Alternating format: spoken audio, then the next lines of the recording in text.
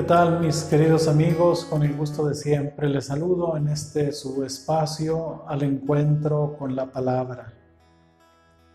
Estamos viendo esta época de la historia de la salvación que corresponde a los profetas, y en estas últimas cápsulas las vamos a dedicar a los profetas que llamamos profetas menores. Menores no quiere decir que sean de menos importancia, sino que sus escritos son muy pequeños, con un mensaje muy concreto. Ya habíamos visto algunos de ellos. Vimos Amós, Oseas, Miqueas, Nahum, Habacuc, y hoy les propongo que veamos a Joel. Es poco lo que sabemos sobre este libro.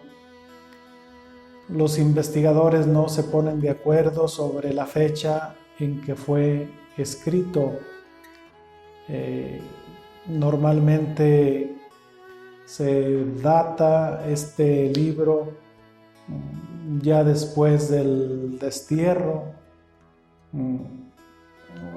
Algunos prefieren relacionarlo con la aparición de una plaga de langostas y el tiempo de angustia que le sigue con las invasiones de Asiria o de Babilonia. La ausencia del rey de Judá, no se habla de ningún rey. Hay un silencio sobre los enemigos clásicos de Israel, como lo fueron los asirios o los babilonios. Nos hacen pensar precisamente en una fecha tardía, porque sobresale también el carácter escatológico del día del Señor, un tema fundamental del libro que prepara y habla de la actuación de Dios en ese día. Un día donde Dios pondrá orden, donde Dios intervendrá. Entonces nuestra pequeña obra describe un tiempo de angustia provocado por la ruina del país y por una invasión extranjera que en el texto es presentada por una plaga de langostas. Esta situación aparece como signo precursor del inminente día del Señor. El pueblo de Dios sufre pues esta violenta invasión de naciones extranjeras, como lo fue en su momento los asirios y luego los babilonios, como consecuencia de la ruina y destrucción causada por estos invasores, semejante a la plaga de langostas cuando cae sobre un campo sembrado. Se ha producido el hambre entre los habitantes del país. El pueblo sabe que el Señor los amenazó con enviarles estos mismos males si ellos no se convertían del pecado. Por esto ahora convocan a una gran asamblea celebrativa, una liturgia, con ayuno, con muestras de dolor, para pedir a Dios perdón por los pecados. Porque así como Dios amenazó con castigos, también prometió que haría justicia a su pueblo. En la respuesta del Señor, el profeta Joel coloca en el primer plano una idea que ya había sido insinuada en la época anterior al exilio, que Dios no solamente es el Dios de Israel, sino el Señor de toda la tierra. En el libro de Joel también encontramos algo muy importante, cómo Dios enviará al Espíritu. El Espíritu que no será exclusivo solamente para algunos, sino para todo el pueblo. Aquí sin duda hay ya un adelanto de lo que será Pentecostés, donde el Espíritu Santo vendrá sobre toda la iglesia. Pero ya Joel describe pues este momento como la presencia de Dios a través del Espíritu que se posará sobre todos.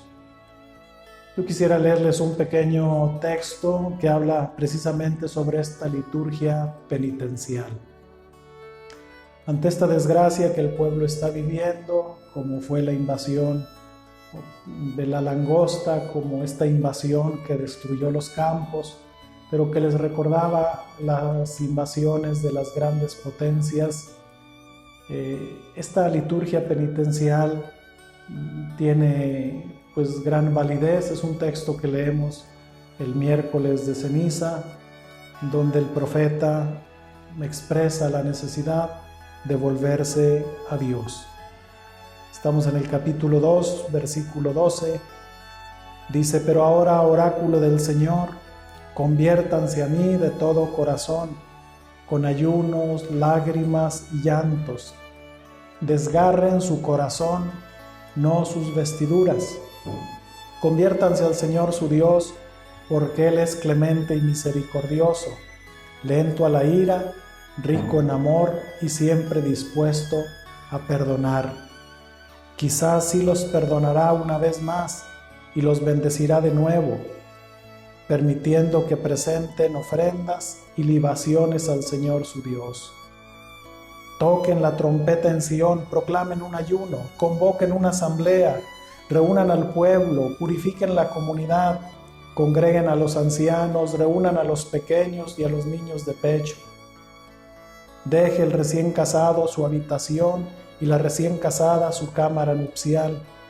Entre el patio del templo y el altar lloren los sacerdotes, ministros del Señor, diciendo: perdona, Señor, a tu pueblo, y no entregues tu nación al desprecio, a la burla de las gentes. Vean pues, es un esquema litúrgico penitencial donde se convoca a todos a la conversión. Nos llama la atención, como dice el profeta, que hay que desgarrar el corazón, no las vestiduras. Es decir, la conversión no solamente tiene que ser superficial, momentánea.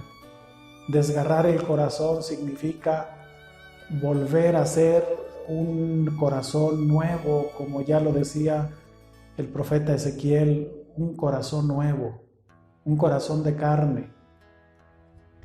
Y en esta liturgia penitencial, pues convoca a todos, ancianos, niños, los recién casados, todos aquellos que de alguna forma nos hemos alejado de Dios, y sobre todo les pide a los sacerdotes que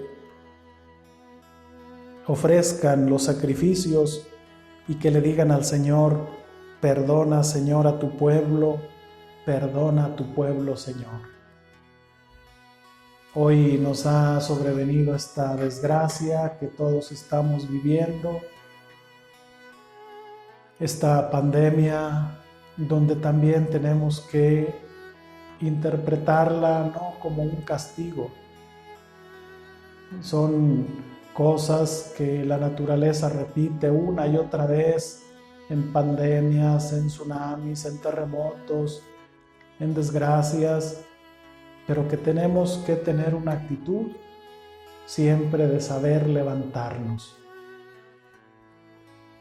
No es solamente lamentarnos lo que estamos viviendo, sino siempre aprender de las desgracias. Yo les pregunto qué enseñanzas les está dejando esta pandemia. Cosas negativas hay muchas, pero también hay que buscarle algún sentido positivo a lo que hoy vivimos, pero siempre con ese sentido de arrepentimiento. Tengo que estar arrepentido porque la vida no es mía, la vida es un regalo de Dios y cuando Dios quiere la va a recoger. No tengo que tener miedo a la muerte va a llegar, lo quiera o no. pero sí debo tener miedo de estar viviendo en pecado mortal. Y entonces para eso son estas liturgias penitenciales o estos momentos de encuentro con el Señor. Así como Jesús les decía a los leprosos, vayan y preséntense a los sacerdotes. Así también tengamos la confianza, vayan al sacerdote, acérquense, y que haya un arrepentimiento sincero, esperando pues que esto sin duda pasará, pero más bien prepararnos para ese día final, cuando el Señor nos llame a su presencia. Hoy son otras plagas, son otras situaciones, pero siempre hay que salir adelante con la ayuda de Dios. Les invito pues a que nos sigan en nuestras redes sociales, página de YouTube de la Diócesis de Gómez Palacio, página de Facebook en la misma diócesis, y la cuenta personal Julius Carrillo. Ahí estamos todos los martes. Compartan, hagan algún comentario de algo que crean que se puede mejorar. La intención es servirles y dejarles un mensaje sobre este papel tan importante de los profetas en nuestra vida. Y les doy mi bendición, la bendición de Dios Todopoderoso, Padre, Hijo y Espíritu Santo, los cuide y los proteja de todo mal. Amén.